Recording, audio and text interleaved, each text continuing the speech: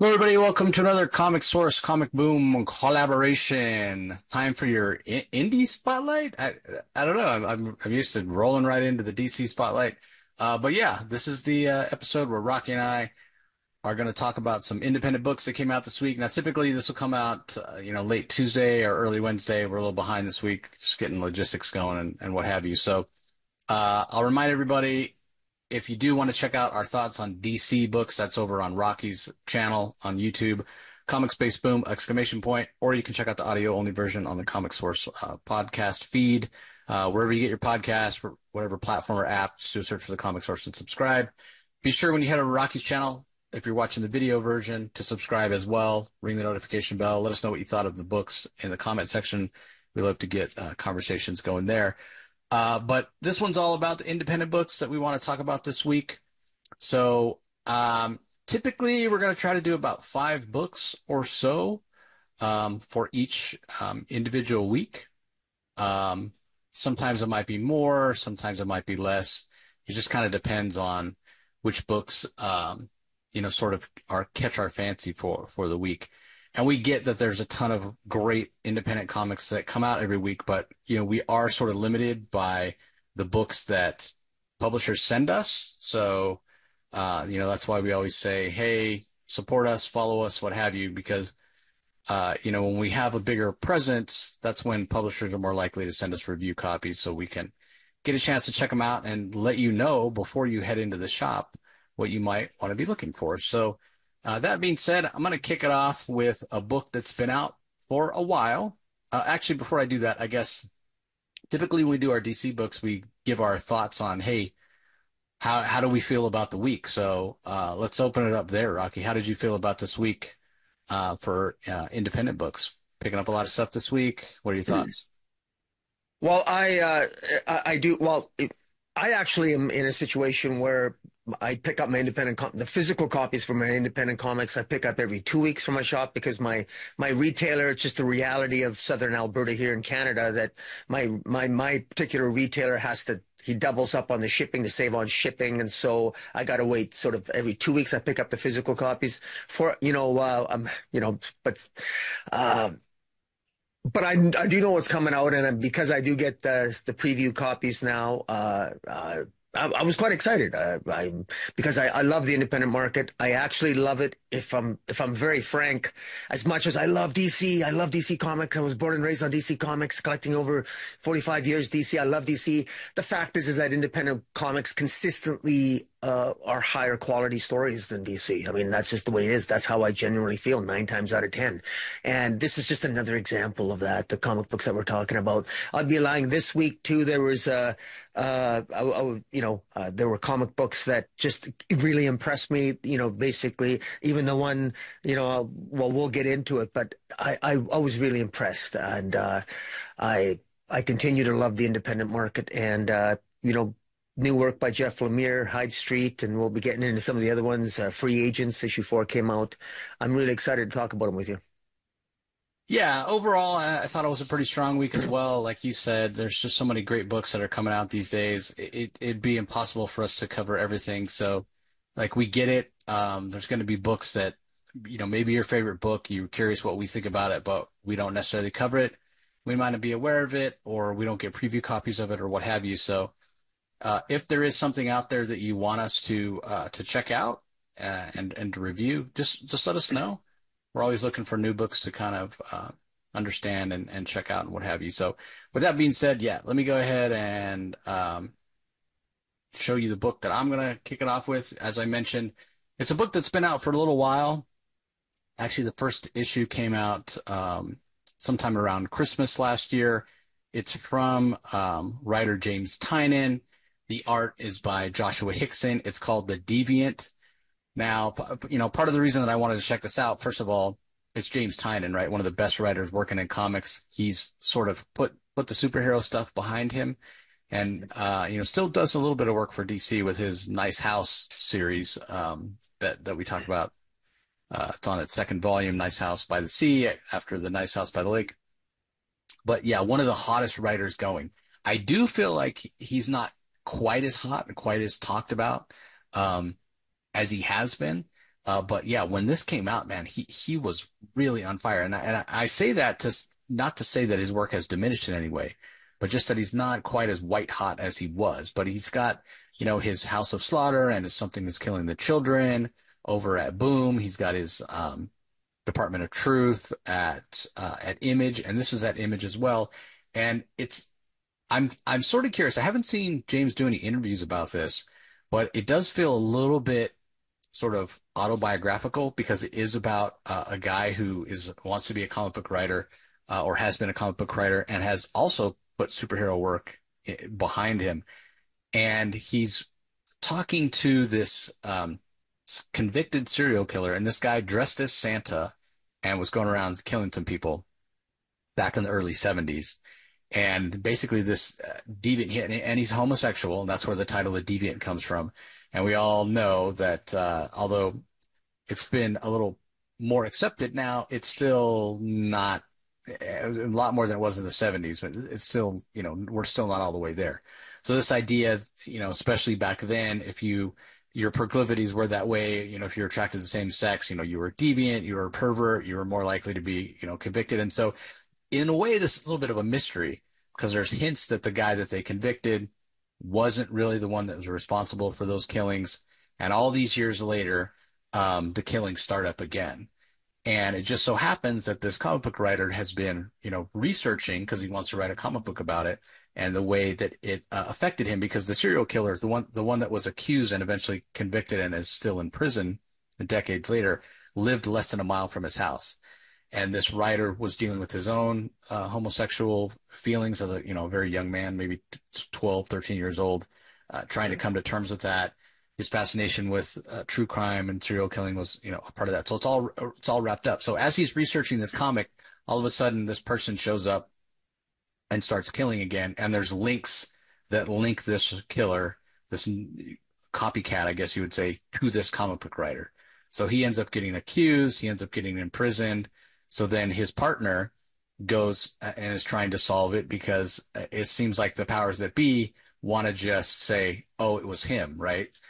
Because basically his license was found at the scene of the copycat crime with his fingerprints on it. Well, of course his fingerprints are going to be on his own license and with blood. But what kind of serial killer would be stupid enough to leave their driver's license behind, their ID card behind? Like that just wouldn't, right? So anyway, he gets taken into custody, whatever, and his partner's trying to figure it out because nobody really wants to listen.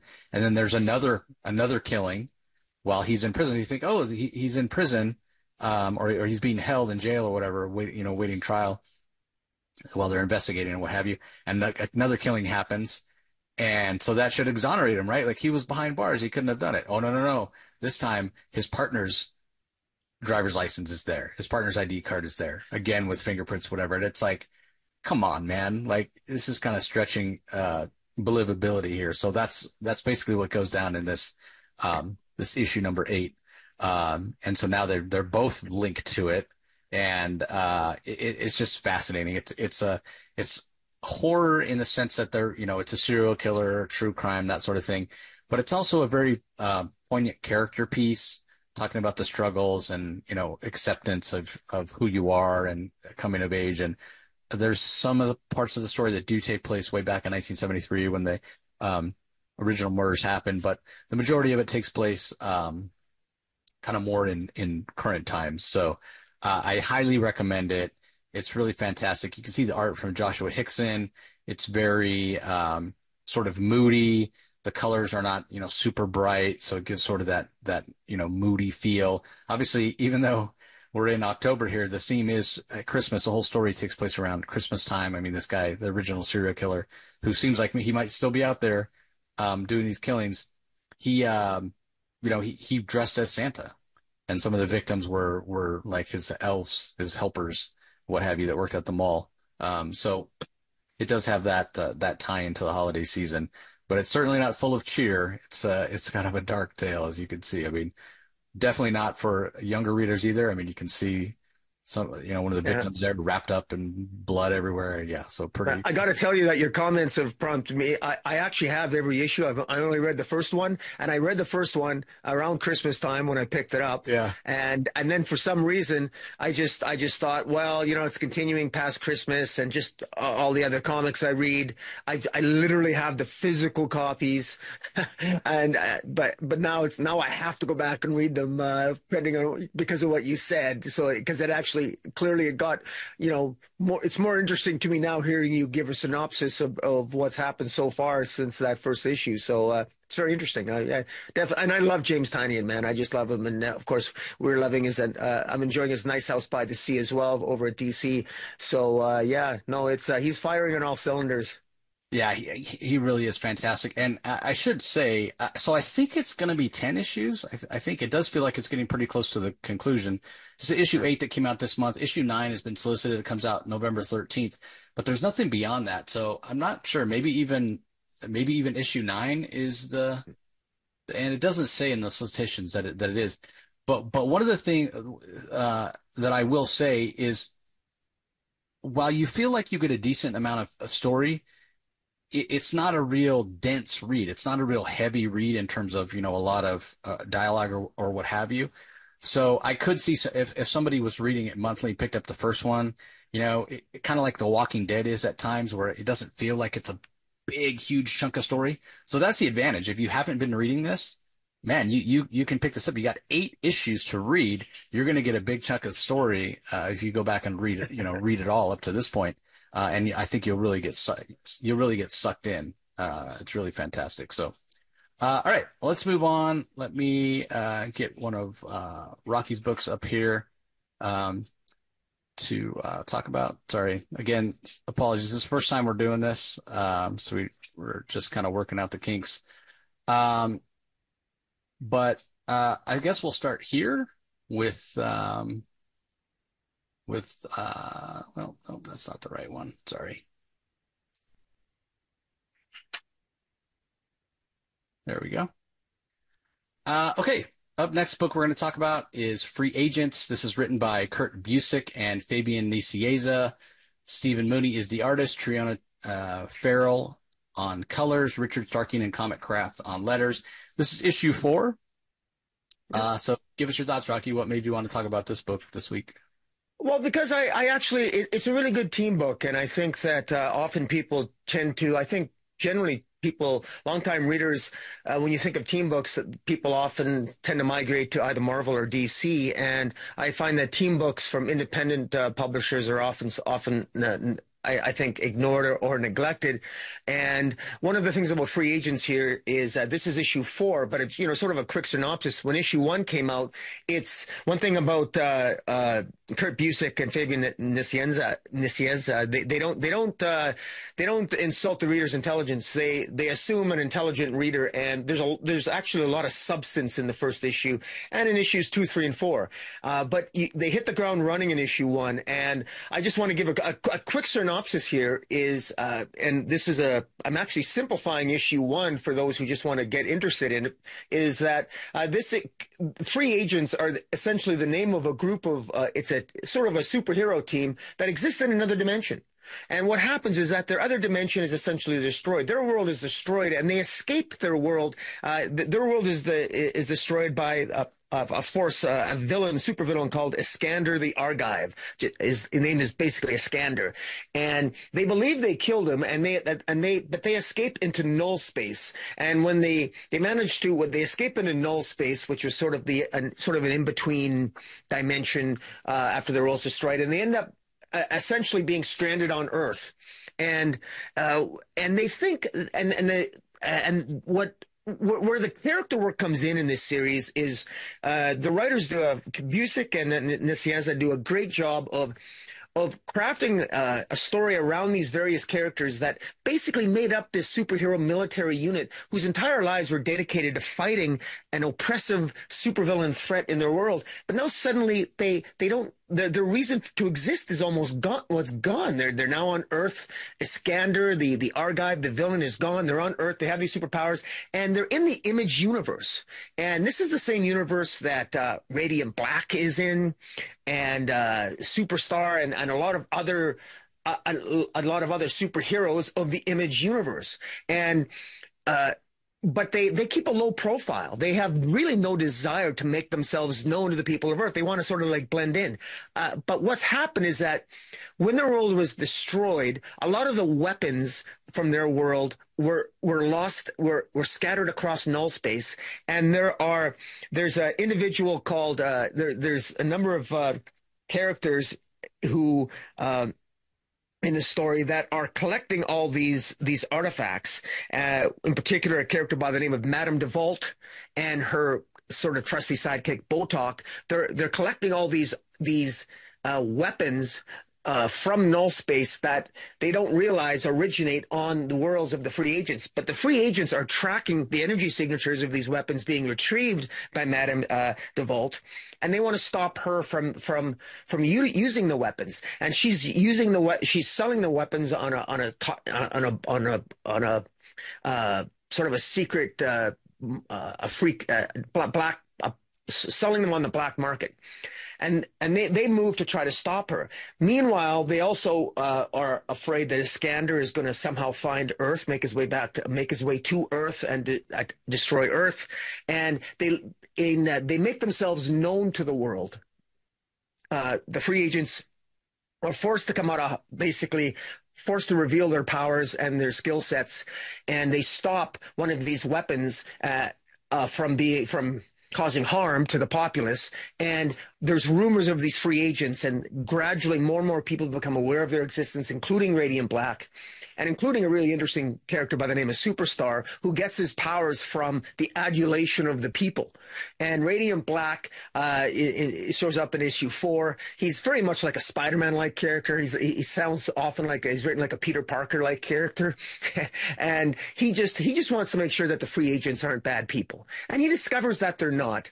But the leader of the free agents, a leader by the name of Barrage, he's diehard military, and he's very upset with some of the other members of the free agents who want to sort of abandon their mission because they feel that there's no point. They want to establish a new life on Earth. And there's a lot of different character moments of the individual characters named Ridge, Katari, and Barrage, and a lot of these characters have their own on the variant covers. They're displayed on the variant covers, and it's really intelligent character work. And I think people would really enjoy it. This is only the 4th issue, and I'm actually invested in the story. And it's only 4 issues in. So much substance, so much great stuff. Great art by Stephen Mooney. Triana Tree Farrell, colorist, does a great job. I would encourage people to pick it up. I mean, the price point is really good. I think it's $3.99 an issue. It's well worth it. Kurt Busiek is absolutely excellent at these types of stories, and it's well worth picking up. It's easy to catch on to, and also if you're a fan of Radiant Black, it's definitely worth picking up as well. And yeah, I think it's quite enjoyable. And I would ask people, if they pick up the 4 issues, stick with it after the first issue, because things fall into place as those first 4 issues progress. Yeah, I definitely echo that sentiment. The first issue, you're thrown in the deep end. There's a lot of characters, it's a lot of jargon, technological jargon, and what have you, with the technology that this team uses and the universe they're from. And so it's a little hard to follow, but yeah, things definitely start to fall into place with issues 2, 3, and 4. Yeah, it's really fantastic. This idea, like Rocky said, of these characters, and it really came up in issue 4. They're like, okay, we had a war. We were soldiers of the Breakpoint. The Breakpoint doesn't exist anymore, but we won the war. We beat the bad guy. He's been sealed away. Don't we deserve to have a life? Don't we deserve to have a little peace? And Barrage is not hearing any of it, right? Like, he comes across as a real hard ass, kind of a dick, He is, yes. to be honest. Like, he's not likable. And I'm going to be interested to see, because he doesn't show up right away in the story. He shows up a little later, supposedly having sacrificed himself to help win the war. So you wonder, is it really Barrage? Or, there's kind of some hints that maybe it's not really Barrage, it's someone else. So I'm gonna be interested to see if it turns out it's not really him and it turns out to be somebody else who's trying to betray the free agents from within. But yeah, fantastic, fantastic story, good pick. All right, let's talk about Hyde Street.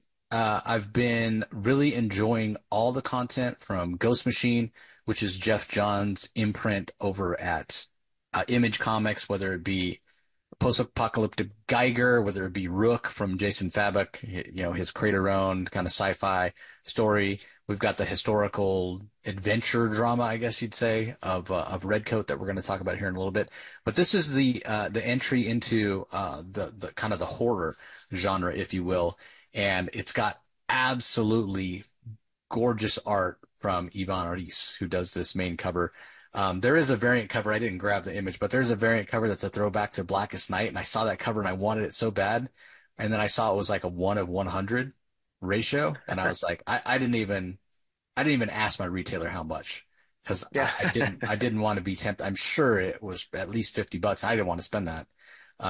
But yeah, it's a really cool cover. But anyway, this idea of Hyde Street, a little bit of a throwback here, which the character Mr. X-Ray, you'll understand why that's there. But it's listed for the creator's storytelling is listed as Jeff Johns and Ivan Reis.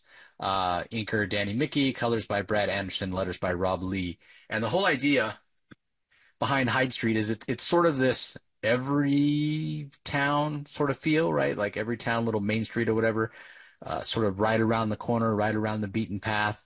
Um, and if you find yourself on Hyde Street, it's basically because you've done something really crappy. You've done something horrible, and there are these agents, I guess we'll call them, these entities, these beings. I hesitate to call them people because there's hints that they're not people, but they Yeah. they will take care of you in such a way. You will get sort of karmic justice, if you will.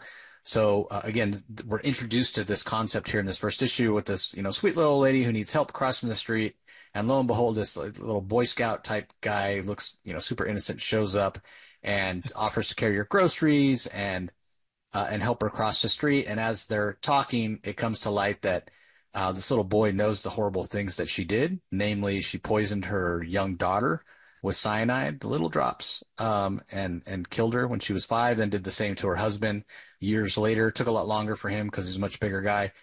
The woman won't admit it, and basically he sort of gets her trapped on the street that's under construction, and she gets run over by a steamroller. So it's not for the faint of heart by any stretch of the imagination. Really interesting. Nothing I've ever read that Jeff Johns has written before. This really dark tale here of Hyde Street. So after that, little boy runs into Mr. X-Ray, and we start to learn through Mr. X-Ray. He's sort of our POV character. He's talking about what Hyde Street is and how supposedly there are rules. Again, there's another entity, if you will, that we haven't seen yet. He's just mentioned by name, that is sort of in charge, and he has tasked all these other beings with taking care of these awful people. But one of the things that we learn, one of the rules or whatever, is if somebody finds themselves on High Street, but if they're sorry, if they repent, if they're looking for redemption, they can get away without being killed or whatever it is. So there are certain rules. But anyway, this Spanky Boy Scout type character and Mr. X-Ray, it's clear they don't really get along. But supposedly there's some number of that they can reach of these other perpetrators or what have you, that if they can capture or kill or whatever it is, that at some point they can be freed. They can be freed from working on Hyde Street, supposedly. That's kind of the gist that we got. So we do get Mr. X-Ray's origin here. He's from 1966. He was in advertising. I won't spoil. You can go through and read it. But I mean, look at that fantastic art from Ivan Reis. Not the typical art we expect from him. We've seen him do all kinds of superheroes and superhero events. This is much more dark, but the action is still there. Again, a lot of great character work. And one thing I will point out here, it's the scorekeeper, as we see here on this double page spread, is the person that supposedly is in charge of Hyde Street, and he's the one calling the shots and keeping track of how many deliveries, as it's called here, each of these different people has done. So it's interesting, though, what's that number that you have to get to be freed? Because if you look at the deliveries here, we see Mr. X-Ray that, narrated this issue. Like I said, he's got 2,103, and Spanky, the Boy Scout, has 18,231, like far and away the most of anybody. But yet he's still there. Yeah. He's still there. So what is the number? What have you? Does it depend? Is it not a finite number, or a number that's set in stone? Does it depend on the particular person or what have you? So really, really interesting take. And the way that they set this up, any number of people, or it could focus in each particular issue could focus just on one person finding themselves on High Street. They could do multiple people and what's their story. So I sort of expect, I mean, we're told in the blurb there that next we're going to get the tragic, terrible tale of Hip Frankie Peabody. So that's obviously the Boy Scout, who's clearly not a boy, because we see him here on this page when he's in his treehouse, looking like a boy at first, and then his face turns very demonic. So clearly, something going on with him. But yeah, this issue gives us the origin of Mr. X-Ray. The next one we're told it's going to be Pranky. But getting back to the idea of the way they set it up, and you could have any one person walk into Hyde Street and focus on that one person. It could be two people or whatever. I got a very Twilight Zone feel for this type. So even though there's this overarching framework of a story with the scorekeeper and the rivalry between these different entities that are competing for deliveries on Hyde Street, you can focus on that, but you can also focus on whatever particular person wanders onto Hyde Street and what, the reason they're there, what their story is, or what have you. So yeah, very much like a Twilight Zone, where each issue is sort of an episode on its own. And that's really the feel that I got. I mean, very, very creepy. Yes, it's horror that feels creepy, but it also feels much like a Twilight Zone episode, very suspenseful. Obviously, a little more bloody than a Twilight Zone episode with the woman getting run over. I mean, that's something you would see in a Twilight Zone episode, right? Like a person getting run over by a steamroller. But they wouldn't show the blood or whatever. It would just, like, they'd show the steamroller, the person would probably going, ah, and then, they might show, the clothes flattened out or what have you. But you wouldn't see blood. And that was just sort of a product of its time, and it came on network TV, so there were rules. But this definitely, despite that, still has that Twilight Zone feel, with maybe the blood and guts and gore and action dialed up a little bit. So really, really fantastic. I know you've been a fan of Ghost Machine as well, Rocky. In fact, you're rocking the Ghost Machine hat there. I'm sure you read this. What are your thoughts on it? Well, in my best Rod Sterling impression, which who am I kidding? I'm not going to try to imitate Rod Sterling's voice, but there was the part that stood out for me was when they described, the narration described Hyde Street as being at the crossroads of morality and madness, where the wicked and cruel are drawn, and that really sucks me right in. It's like, okay, definitely Twilight Zone. It's I love the idea of a scorekeeper, keeping tabs on exactly how do you keep score? Because Mr. X-Ray and the young Boy Scout Pranky were arguing, and Mr. X-Ray told Pranky that death is not the goal, damnation is. And then Pranky didn't really care. Pranky preferred to kill the old lady, which apparently is, straight out death is different from damnation. So one has to wonder, do you get more points if you create damnation for the individual that arrives on Hyde Street, or do you get less points or more points if you outright kill them? What exactly are the rules? We don't know yet. We know that Pranky doesn't care. Pranky just knows that Pranky, if you have harmed children in any way, Pranky's probably, it's implied, shown, Pranky will do all kinds of horrible things to you, including run you over with the steamroller, as the poor old lady found out. But of course, she wasn't a poor old lady. She did, in fact, murder her child and her husband. Mr. X-Ray himself has a shady past, and there's a reason why he's on Hyde Street. You've already indicated some people arrive on Hyde Street seeking redemption or forgiveness. Those stories could be told.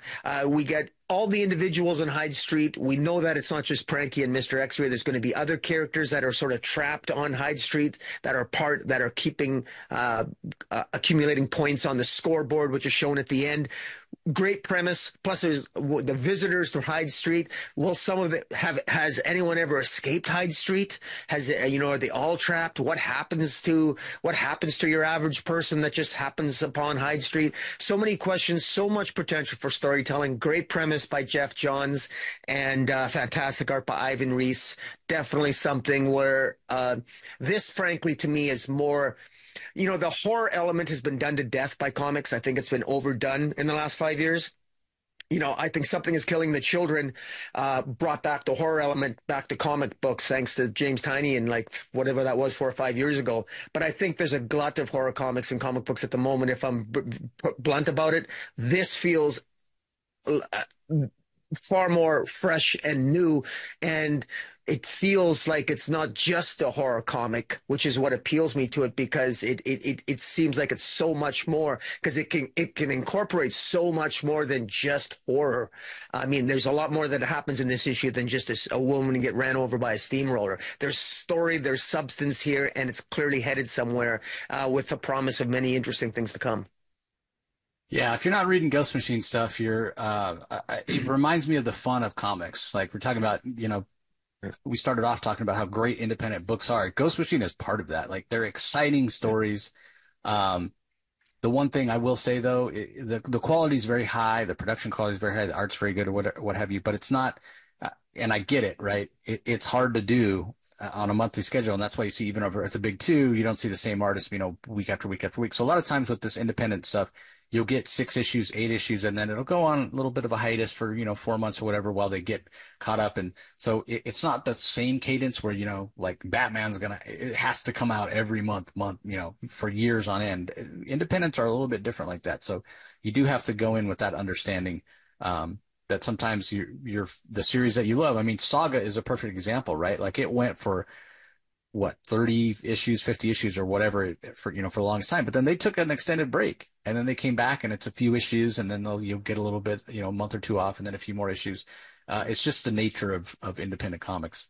And to be able to be successful enough to be able to do that and not kill yourself to have to put out a book month after month after month. That's what we like. Selfishly as a fan, I want the story.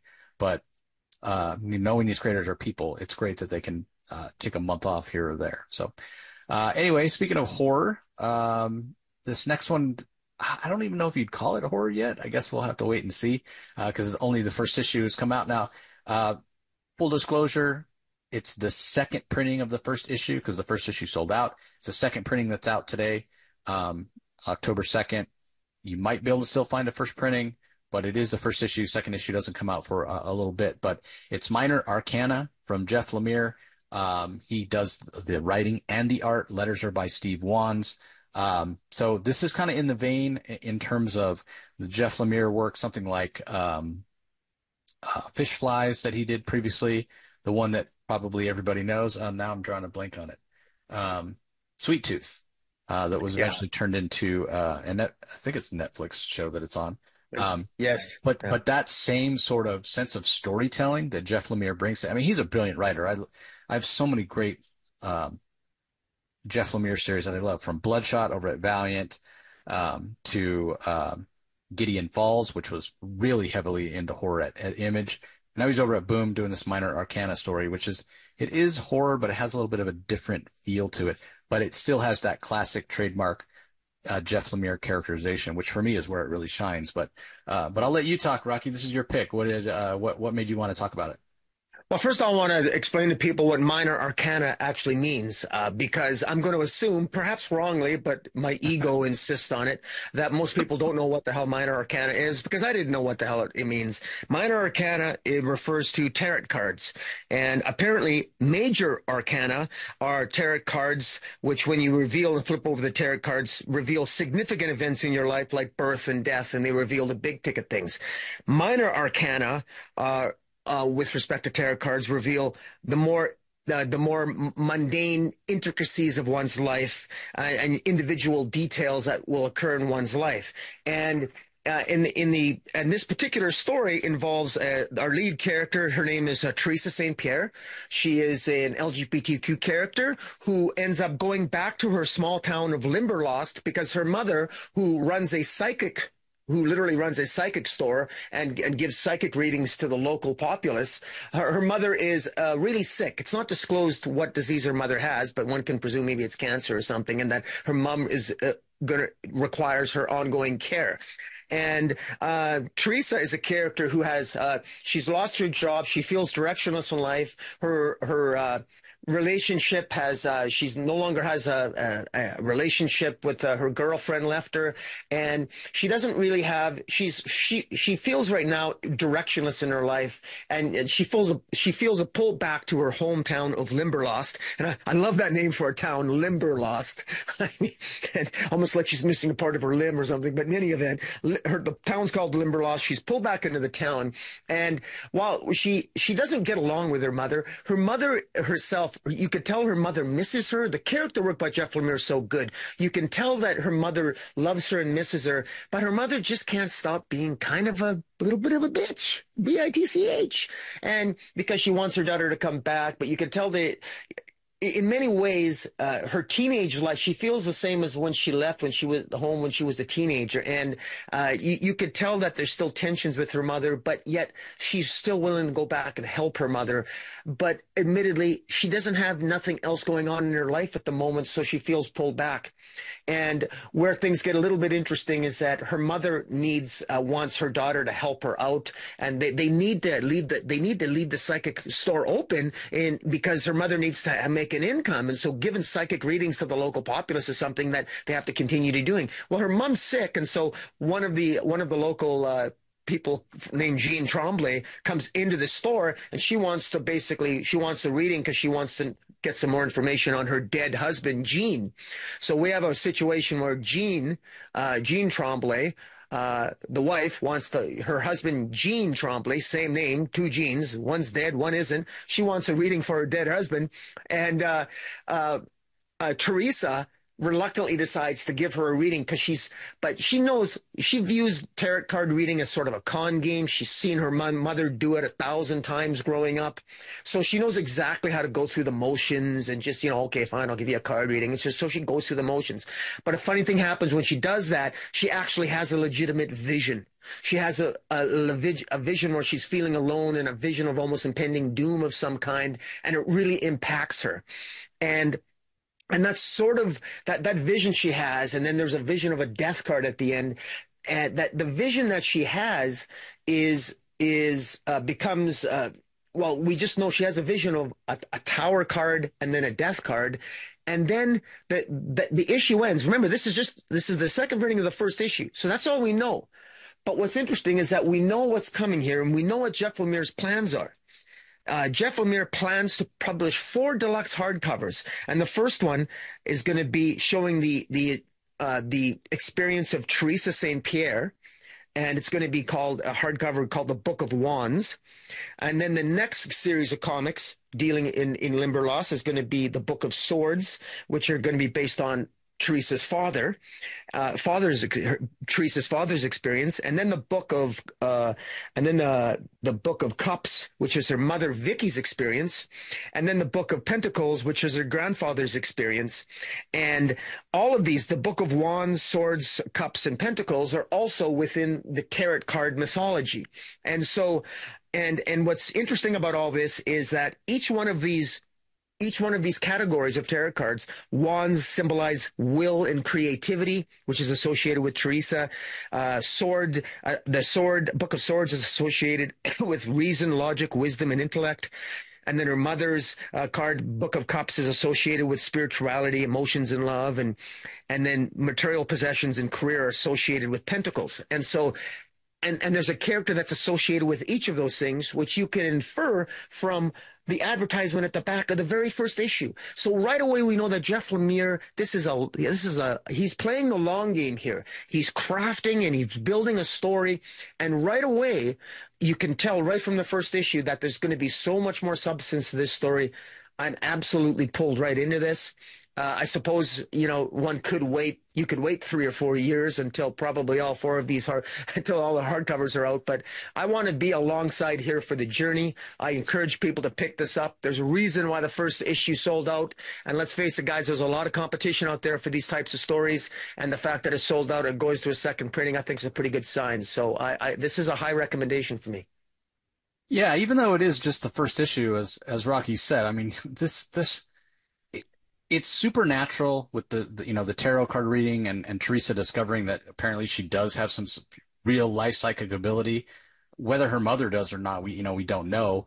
Certainly, Teresa didn't think her mother did. Like Rocky said, she gives this sort of internal monologue talking about, I've seen her do it, 1,000 times. I'm easily able to fake it. You just sort of lead them along and tell them what they want to hear. Um, but it's the character work is so good, and the supernatural and any sort of horror feel to the story is very understated. And I say all that to say that this is the type of story that could easily be adapted into other mediums, right? Like you don't have to spend a ton Absolutely. of, you don't have to have a giant budget to do all these special effects and that sort of thing. It'd be relatively easy to do. Those are the kind of things that studios and um, networks and streaming services that's what they're looking for, right? Where it can just be character work. And yeah, we've seen it done specifically with Jeff Lemire's work with Sweet Tooth. So yeah, you might want to go track down a copy and don't just pick it up to speculate on it. Read it. It's a good story. It shows really shows Jeff Lemire's ability to tell a really good character piece, as it were. So Yes. all right, let's talk about the next book. We've already mentioned Ghost Machine a couple times on this episode. We're going to be talking about Redcoat number 6. Whoops, I accidentally just closed Redcoat number 6. Sorry, everybody. Let me get it open back up for you. Right. There we go. Sorry. Just put this back on Redcoat. I'll get there in a moment, or I won't. Sorry. Just wants to be. All right. I'll figure that out in a second. We'll get back to Redcoat in a minute once I figure out why it's not showing up correctly. But we can talk about Skin Police in the meantime, which is coming out from Oni this week, or is out from Oni this week. It's written by Jordan Thomas, art by Daniel Gattei, colors by Jason Wordie, letters and design by Jeff Powell. So this book is really interesting. It's a story of a future where a little bit similar to Blade Runner, I suppose you could say. So this idea is that in the future, it's very hard to reproduce. It's very hard to get pregnant and have a child, but there's still a lot of people out there that want to have kids, and with the disease and pollution and whatever, it's really hard. So sometimes there's this, what people will do is they'll go to the black market and they'll submit their, genetic material of husband, genetic material of wife, and they'll clone. They'll use that material and they'll basically grow a human. The problem is that about 1 out of every 4 times, at some point, this clone does what they call pops, which basically they start seeing things, they start having hallucinations, they give into these violent tendencies. One of the examples early on in the book is a guy that's on a plane who quote unquote pops. And you can see here he's on the plane, but he thinks he's on this like demonic boat, and all the passengers are like these undead zombies or what have you. So he starts attacking everybody. Get back, demons! He's killing them, what have you. So there is this group called the DIC. I can't remember what it stands for. Here we go. It is um, the Duplicate Identification and Capture Division, so DIC. But everybody else just calls them the Skin Police, and they're the ones that go after these clones that sort of pop, that sort of lose it. Now, the other thing that we learn through this main character who infiltrates this plane here, which is really cool, to be able to as again, just fantastic goes in, on the air, breaks into the plane, takes this guy out, and he is sort of the main character, our POV character. His name's Agent Brisson Eckis, Eckis. Um, so he's kind of a badass, like he's kind of legendary as this DIC, but he's training a new partner. We see here Agent Sheen, and because she's new and he's done it for a long time, he gets to be, like I said, our POV character. As he's kind of explaining everything to her and showing her the ropes. And there's a segment of the population that doesn't think that they should be out there killing these clones. That they should be getting them help. It's not the clones' fault, that sort of thing. So there's all these politics going on behind the scenes as well. But one of the things that Agent Eckes talks about is that there's no way to detect really who's a clone and who's not. They're sort of in this situation where they have to wait till they pop. So it's almost like you have to wait till the bad thing's already happening, which obviously is not ideal, before you can go and do anything about it.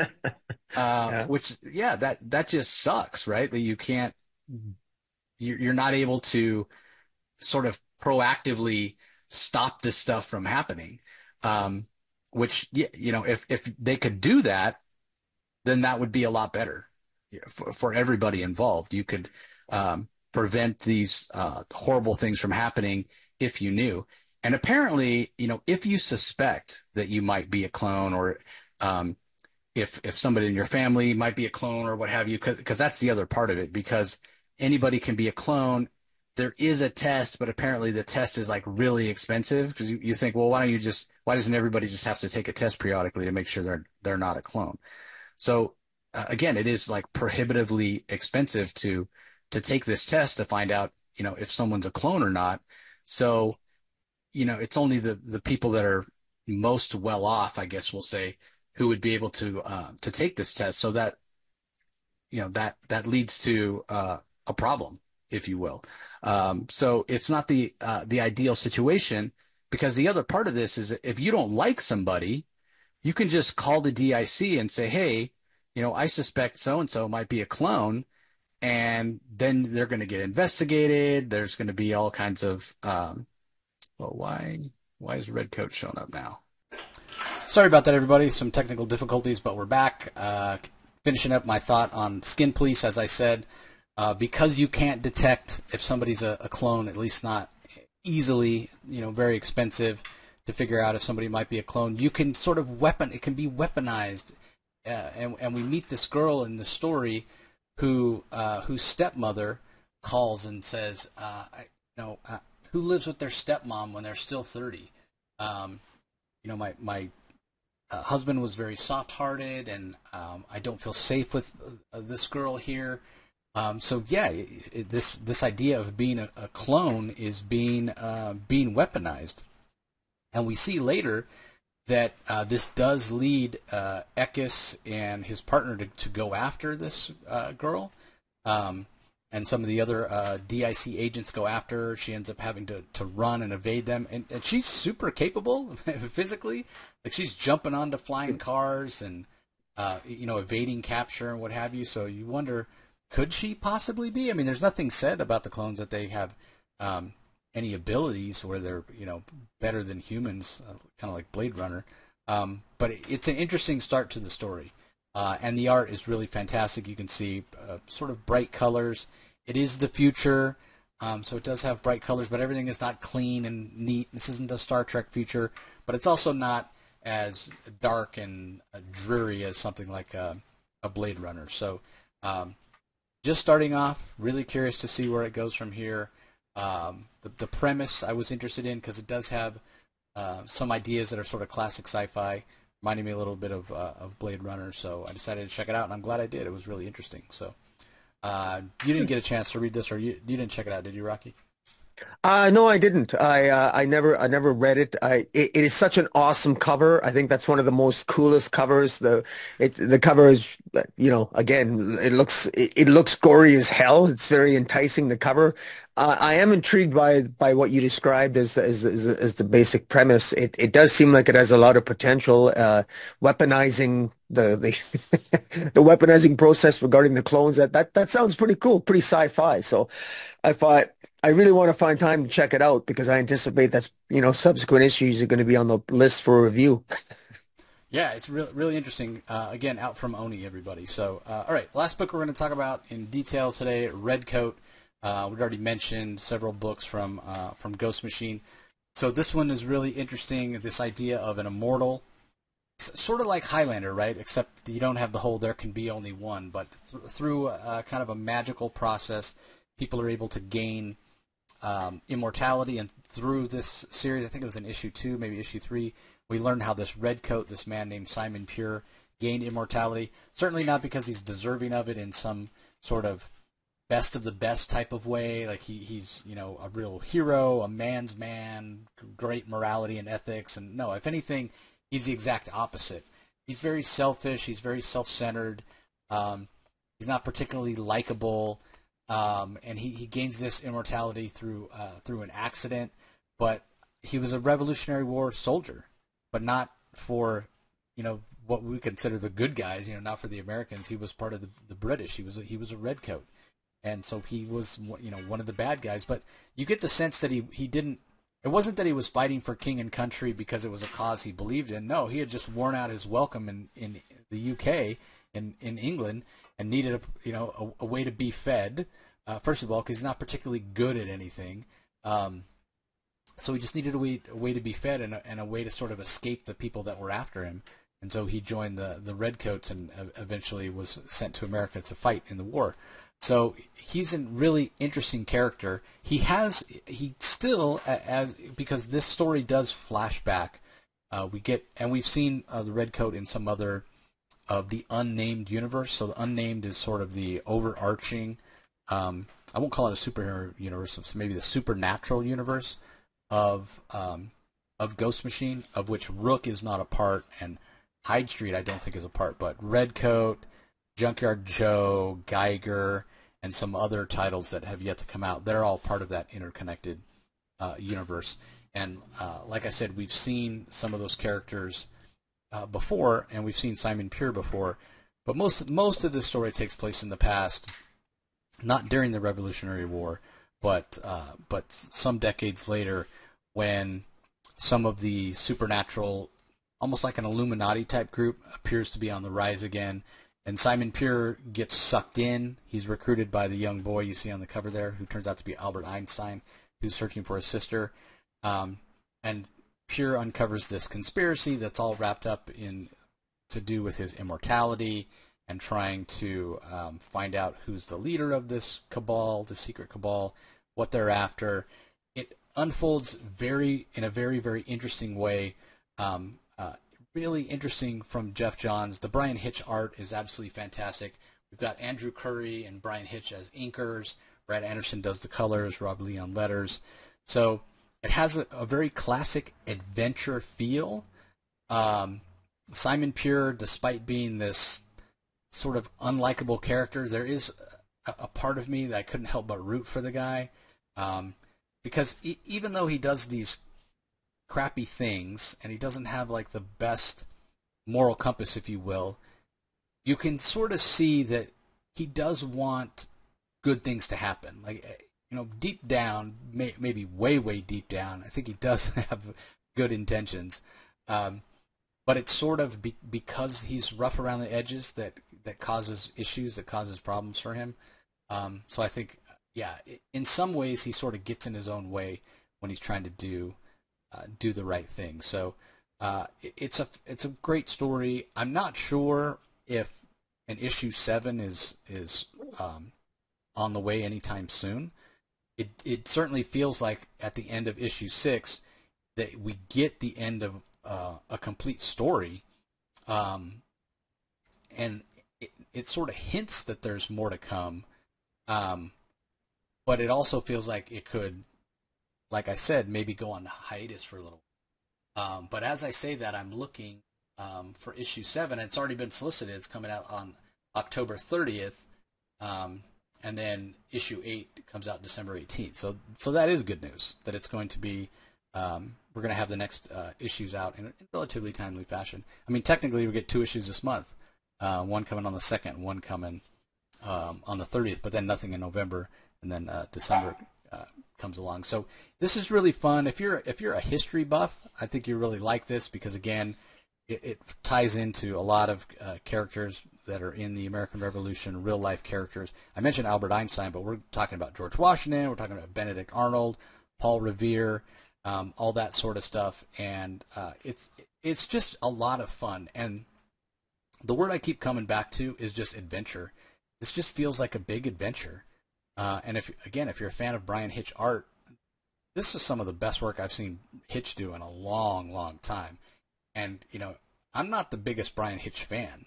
I love how cinematic his work always has been, but I'm not a huge fan of his rendering, especially in the faces.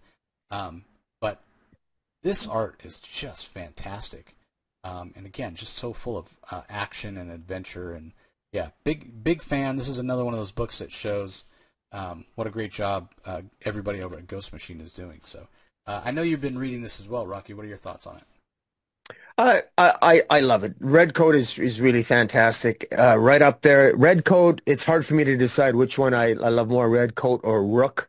Both fantastic comics.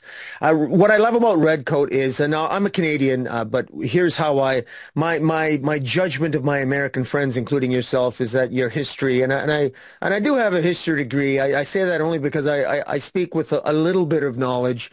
It's one thing, and when I think of American history, and I do know a little bit about it, is that rugged individualism defines the American spirit, and that plays right into so many of your greatest strengths, and it's a sign of some of your weaknesses as a nation as well, and your stubbornness. And that rugged individualism is literally exemplified by Simon Pure, somebody who is anything but pure, the lead character here in Red Coat, this immortal who has so many riddled with so many flaws, and yet in so many ways embodies the adventurous, rugged individualism of your mythological, stereotypical American of one perceives in American history, at least for this Canadian. All right. And so I instantly like the character, and I love my neighbors. What can I say? You got George Washington. You got some misdirection. George Washington, is he actually a good guy, as good as pure as George Washington's image is in history? You got Benedict Arnold, we know in history Benedict Arnold, the classic traitor of against America, the greatest traitor in American history, arguably. The myth surrounding him, the way Jeff Johns has taken some well-known American figures and put them into this story and shaped a new mythology around it, and then throw in a young Albert Einstein on top of it as being sort of an interesting, trusty sidekick to Simon Pure.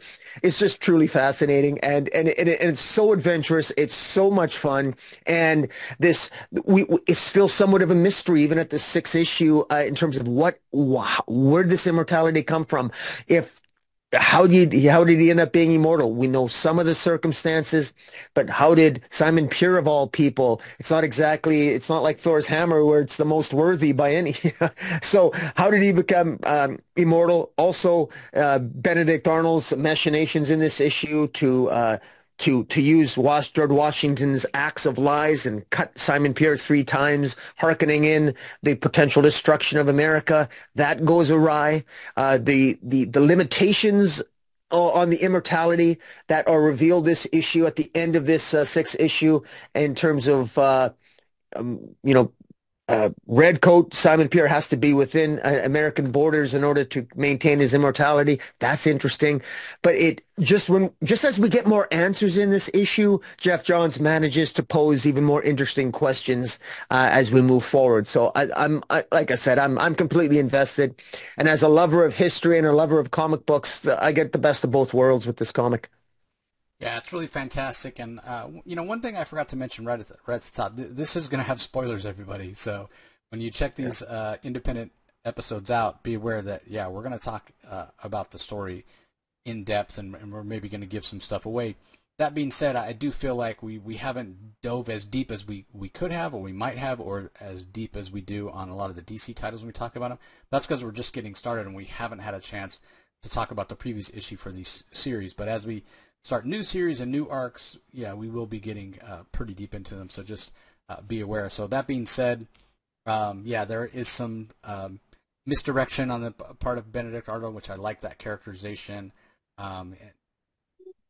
He sort of said he's one of those things like situations where like, well, if everybody expects me to be a certain thing, then I'm just going to go ahead and be that thing, even though I claim to not have been that thing. You know, I claim to not have been a traitor at the beginning. I did not betray the American Revolution and the armies, and I did not betray the founding fathers. But everybody believes I did. So if they believe that I did, then I'm going to go ahead, when I have another chance to betray them, I might as well, because they think I did anyway. So yeah, really, really fascinating, and great way to think about it. And we know these founding fathers, and we know this American history is going to continue to be a part of the story, just based on who Simon Pure is and the era that he's from. But because he is immortal, we know that there are stories that are going to have him that even take place in the modern day, which is really interesting. But maybe the best way to sum it up, who Simon Pure is right here on the inside the front cover, where you see the credits, and right there at the top you see above the name Redcoat, immortal, mercenary, kind of a tool, and that sums up that sums it up right there.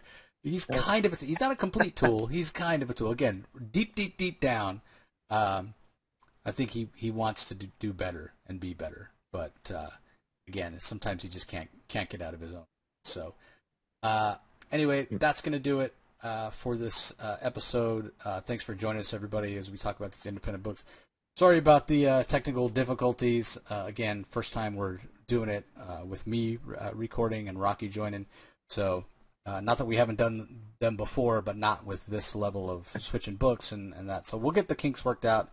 We appreciate your patience, and join us as always. Don't forget, be sure you're subscribed to Rocky's channel over on YouTube, Comic Space Boom! Again, that's where the DC Spotlights is every week. Obviously, the big news this week is DC All In starting, so go check out our DC Spotlight. You can check out our deep dive into the DC All In special here on the Comic Source channel.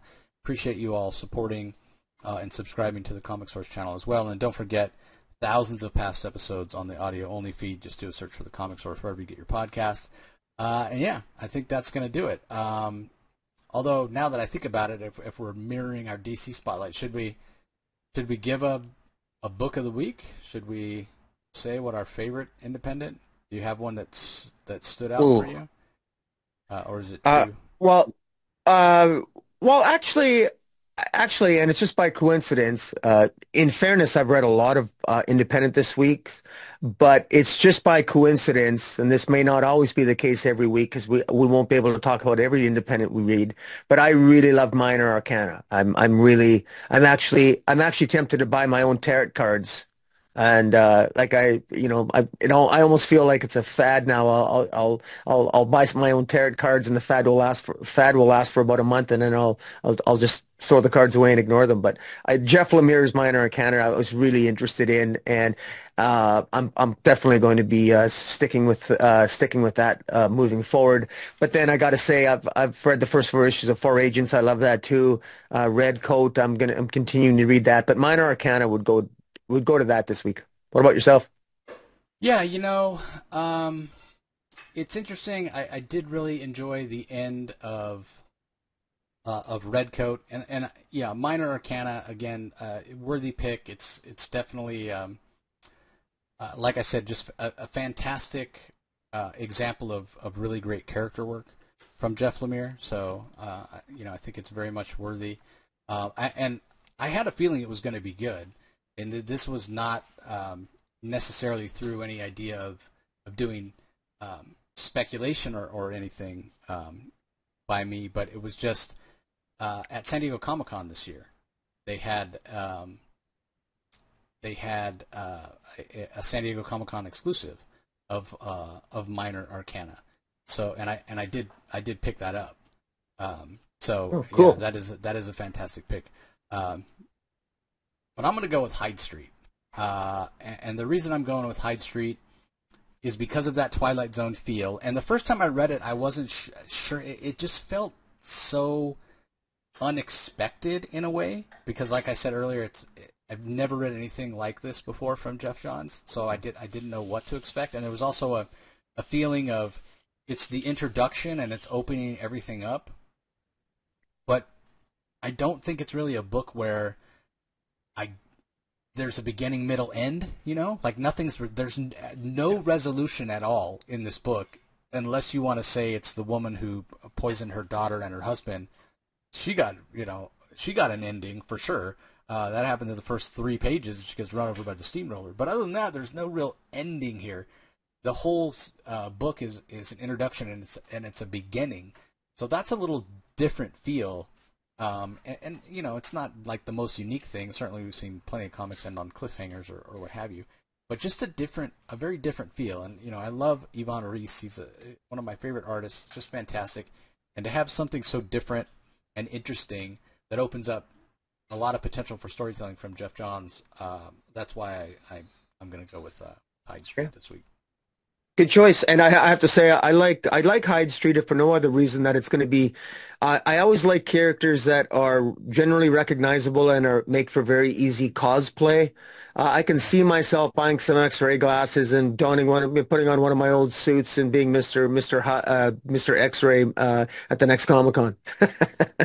Yeah, well, maybe. I mean, you're pretty short. Maybe I'll be Mr. X-ray. You can be. What's his name? Pranky? No, Pranky. You want me to be Pranky? Yeah, Frankie. There you go. I'll drive a steamroller through the con and run over old ladies. Yeah, really curious to see where Hyde Street goes. And again, like so much introduced the idea of the scorekeeper, that scoreboard with you can go and look at the names. Like, okay, we see Pranky, we see Mr. X-ray, but who's the butcher of Hyde Street? Why does he only have 8 deliveries? Like, just right away you start wondering, based on sort of the mysteries and introductions and little bit of Easter eggs that they introduced here. So anyway, okay, now we're done, everybody. Again, appreciate you hanging with us till the end. So we give our books of the week. Don't forget to go and check out Rocky's channel. Subscribe to both channels. Subscribe to the Comic Source audio feed. We appreciate the support as always. And thanks for joining us on this journey we're undertaking to start talking about more independent books. We're really excited. Because as Rocky said, as much as we love DC, as much as we love Marvel, as much as we love superhero, some of the most exciting books that are coming out now are considered independents. They're not tied into Marvel or DC, the big two as they are known. So anyway, that's going to do it, everybody. Thanks for joining us as always. We'll talk to you next time. Catch you later.